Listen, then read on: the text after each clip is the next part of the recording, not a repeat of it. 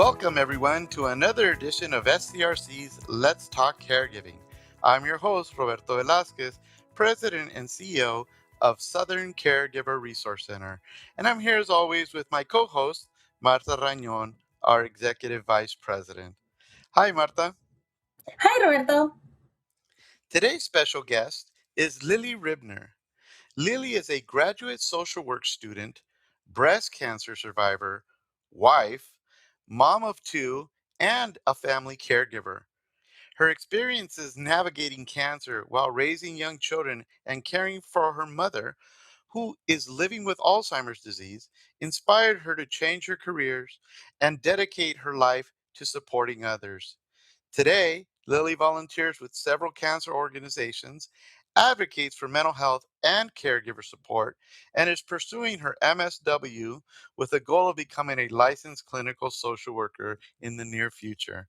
Wow, you're a very, very busy individual, Lilly. Welcome. Thank you so much. Thank you for having me. Lilly, what an amazing introduction, really. And I think it really represents what a lot of caregivers go through is that multi-pronged responsibilities, hats that they're constantly wearing. How is it that you became a family caregiver? Oh, yeah, it's funny to even hear the introduction and still think, yeah, that's a lot, but it's just sort of my life, you know? I became a caregiver to my mother, who was diagnosed about 3 years ago. My family and I were living in Portland, Oregon, and we had made the decision prior to her diagnosis to move back to San Diego to be closer to home, to closer to family. And it was within a few months after moving that she was officially diagnosed with Alzheimer's. So I think that I had a sense that things were deteriorating and that something was going on. I just wasn't clear what path this was leading to. And it made the move really feel validating for us to be closer to her and my father, to be able to support them as they transitioned into this new phase of this new chapter. Yeah, your sharing your experience and how you became a caregiver is not uncommon. And as we always say, you're not alone. Over 50% of the families caregivers that we serve are what we call that sandwich generation. The young adult caring for the ailing relative, or in your case, your mom, and also managing children, all doing the whole thing. Plus, you added school, it's making it even more Yes. complicated and Yeah. more involved. So it's something that we see very common. And I think one of the things that we often forget, because we're so focused on our caregiving, that we forget that we also have our own health issues, our own mental health issues, our own challenges that are going on as caregivers, and it's just as important. And it's really important for family caregivers to identify that they need help too, and they have these additional challenges that they need to be dealing with on a regular basis, or they'll burn out. And I don't know if Absolutely. want to share a little bit about that. Yeah, I stepped into this role, I guess I would say somewhat accidentally, but potentially not. I knew that things were deteriorating. Again, I didn't have a diagnosis at that point, but it did feel important to be closer to home. And I was moving both for my own support, seeking support for myself and my kids, but also to be able to support my parents and my husband's parents who are both aging. And very quickly after the move, because of her diagnosis and then because of my own diagnosis, I had to learn how to ask for help and how to find resources that were going to support myself and my mother, and to support me in supporting my mother. So I really, I mean, and that's where SCRC came in very quickly, was I realized that I was not equipped for this. I didn't have the knowledge, I didn't have the information. I didn't know anybody else who was going through what I was going through. I am very young, and so a lot of my peers and my friends were just not experiencing this. And it really, really became clear to me, like, I need support. I feel really isolated. Lily, I as I listen to you talking, I swear you're talking about me because that was my situation as well, having to kind of upend your life for the care of the other individuals. In this case, you have several individuals that require your care, and let me just say how fortunate they are that you and your husband were willing to make those sacrifices for them. I think that's very admirable of you and him as well. But it's not easy. It's not easy. I remember my friends were doing things with their kids and hanging out and going camping and doing trips, and I was not able to do that because I was caring for my aunt, and I did lose a lot of that friend support, and it was devastating and it was difficult, but I had to quickly adapt to the situation that was in front of me. And I think a lot of our caregivers, when they realize this, that's when they start feeling that isolation. And so it is important. That's when you need to reach out, that's when you need to find other support systems. We get so focused on, well, it's got to be family and it's got to be this support system that has always been there. But sometimes that changes, that ebbs and flows, and that you have to be flexible and adapt. And I'm glad SCRC was here for you when you needed it. I know that it's the first step as a caregiver when you don't know where to begin, that it helps to have someone kind of guide you through that first step. I don't know, Roberto, would you agree with that? Oh, absolutely. And one of the things that I was going to mention as you were talking, Martha, is and Lily, what you mentioned about feeling alone, not having the support that all of a sudden you're put into the situation, you don't know where to go. Even professionals in our field, once you become the caregiver, all of your knowledge, all the schooling, you might have some inclination of where to turn, maybe for some resources, but it gets so overwhelming so quick. I'm the CEO of Southern Caregiver Resource Center, and when we were having to provide care for my mom, who has passed away, I've shared this story before. I turned to our clinical director and said, I need you to help me figure out how to host a family meeting with my siblings because we need to provide care. And everybody's like talking over each other and could become problematic later on when people start getting resentment towards each other because somebody did something, the other's not doing enough, and all this stuff. And my clinical team, the director there helped me, and I'm the CEO of the company, helped me how to have a family meeting, and it was so productive. And I just applaud the skill level of the staff that we have at Southern Caregiver Resource Center, who really knows and understands what caregivers do and how difficult it is. Yes, I think it just absolutely. goes to show, it just goes to show that all of us who are caregivers or have been caregivers, there's a human aspect to the work that we do, right? It's not devoid of the emotional turmoil. It's very draining, and let's be honest, it's very challenging to care for someone, especially if it's someone whose own health is declining and deteriorating, like someone who has Alzheimer's. How has that journey been for you, Lily?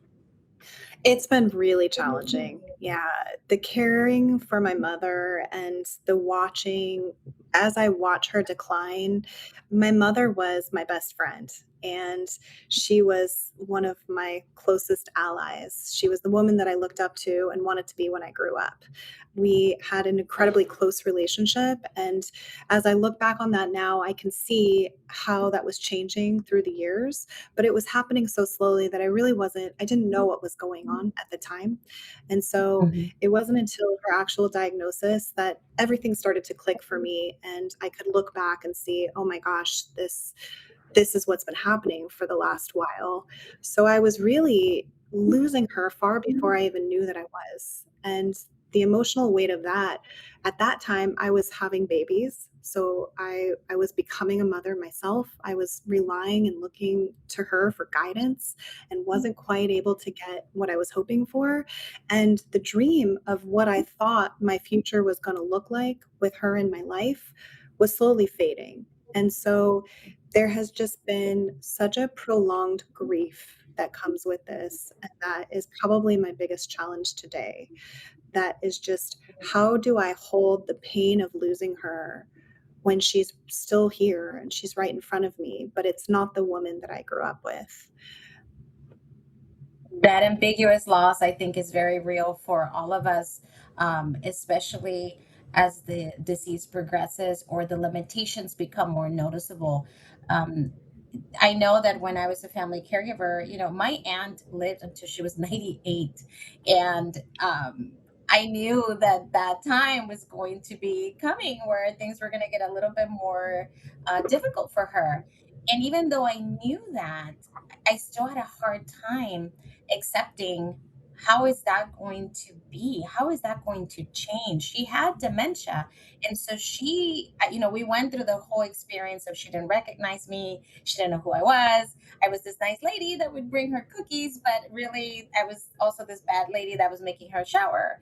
And so that extreme behaviors were difficult for me because it was almost like she was seeing me in two different spaces. And uh, the most beneficial service that I acquired from SCRC, because I also became a client of SCRC, was the counseling.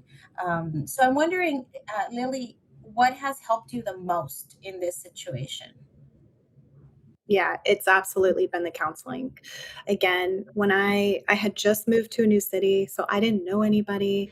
I was presented with this disease from my mother, and I had no idea where to turn. I didn't know anybody who was dealing with this. And then I had my own cancer diagnosis. I was in it, and I knew I needed help and I needed support in working through the grief that I was feeling and this huge transition that I was trying to get through, because there was multiple things going. I was feeling like I was the one needing support through my own health challenge, and yet my mother was not in the position to be giving that to me. And so there was these multiple roles that were being transitioned, and it was very complicated emotionally for me, and physically, sure, but emotionally. And that was where right away I knew I need support. I need somebody to talk to who can get me through this. And I reached for the counseling, and it was the best thing I did, because I was speaking to somebody who had been through something similar and who worked with this and could understand and see me. And I suddenly felt so much less alone. And I also started to understand what was happening, because it was very confusing in the beginning. And I had a lot of feelings and a lot of frustration, a lot of anger, a lot of sadness. And the grief process is long and Mhm. treacherous. And speaking to the counselor, I was really able to work through a lot of coming up for me, and be reassured that it was all normal, that this is part of the process. And I was given tips and tricks and sort of Mhm. strategies to use that really supported me in being able to move towards my mother at a time when it felt hard, because she was becoming a person that I just didn't recognize anymore. Mhm. Wow. Again, that's some very heavy stories and that you're sharing with us, and appreciate that very much, and our audience appreciates that. Helps connect and with more individuals this way, because as I was mentioning, a large percentage of our population that are caregivers are that sandwich generation caregiver. Martha, I know that you also, when you were a caregiver, your children were a lot younger. You're teenagers now. I'm not Mhm. sure your age group, Lily, of your kids, but I know, Martha, you've talked about, and I would think our audience would like to hear, like, how did it impact the children, Martha? And I know yours was in a very positive way, because they learned how to age appropriate, as Martha always says, you explain things to them, but they got involved in the caregiving, but at a very different level, right? Little things here and there, and it turned out to be a great experience as well, right? You're absolutely correct, Roberto. That was definitely a positive that came out of that experience because my children got to see what it takes for the caregiver, to offer that care, that support, and that the world is bigger than just them, and that mom or dad provide assistance to those who help. And so you create this empathy and this supportive system, which is bigger than just you. I know that with my children having gone through that, now that they are teenagers, they're more aware and they're not afraid to talk about, oh, you know what, so and so. I remember hearing them when they were, in school. So and so, this teacher, I think they're having a hard time with their mom. Is it okay if I give them one of your brochures, mom? Because I think they could benefit. So they became my advocates out there for caregivers. And I think it was that little bit of, this person needs help, this is how I can help them, by giving them a brochure and telling them to call my mom because maybe they can utilize that service. So I am very happy. I know during that time it gets very challenging because now you have to split yourself between the caregiving responsibilities and your children and child rearing responsibilities. But I think if there's anything that I can say to caregivers out there who have children, is that get them involved, get them to see what you are doing. Maybe give them an opportunity to help you somehow, because they are learning. And when you are in a situation, maybe as they grow older and you grow older, maybe they'll be more willing to say, hey, mom or dad, what is it that I can help you with? How can I support? And I think that's what all of us caregivers ultimately need, right? We need a network of support because it's constantly changing. um, I don't know how it is with your children, Lily, but I think that we shouldn't hide the responsibilities of our caregiving, but actually include others in it. I completely agree. And this is something I'm really glad you brought that up because a big part of moving here and wanting to be closer was to give my children the experience of growing with their grandparents and that relationship. And I knew that, you know, everyone was getting older, and it's just, I think it's so important for them to see what's happening, for me as a parent to not try to protect them from what is just life, right? We all grow, we all age, and it can be hard to watch that, but it's also a beautiful process. And I think we being in community and having multiple generations together is something that we've really gotten away from, and which I wanted to go back towards. And I have been very intentional about using the word Alzheimer's. Grandma has Alzheimer's, naming it, explaining what Mhm. that is, what that looks like, what how that shows up, and so that it becomes less scary, and they're not trying to put it together in their own little brains. My kids are now 7 and 9, but at the time, you just it was important for me to give them the right level of information so that they understood that the things that were happening, yes, they do look different. What grandma is doing is maybe silly or different than what you see with others, but here's why it's happening. And here's how we can help. Here's how we can support. And so, the fact that they get to be around her every day and see her and see the way in which we all help each other, um, to me, that is the gift that I get to give them, and one that I hope that they will take through for generations to come. Lily, you're doing all the right things, and I am sending you a big virtual hug because that is wonderful that you are naming what is happening so that it is less scary and therefore more understanding for you and for what the situation is. So, thank you for all the work that you do as a caregiver. Yeah, we really appreciate you sharing your story and helping others connect with the resources that are out there at Southern Caregiver Resource Center. So thank you very much for your time. Oh, I'm so grateful for all that you do. Thank you. Well, That's all the time we have left for this edition of Let's Talk Caregiving. To hear more of our podcasts, follow us on your favorite podcasting platforms or visit our website at scrc.care. I want to thank Martha for co-hosting another important discussion, Lilly Ribner for joining us today, and our audience for tuning in. If you're providing support to a loved one, you don't have to do this alone. Asking for help is not a sign of weakness, it's a sign of strength. To connect to our programs and services, visit our website at scrc.care or call us at 1-800-827-1008. If you live outside of San Diego and Imperial counties, visit caregivercalifornia.org and find the Caregiver Resource Center nearest you. To support our efforts and make a tax-deductible donation, please go to scrc.care and click on the Donate tab. And remember, SCRC is here for you, caring for those who care for others.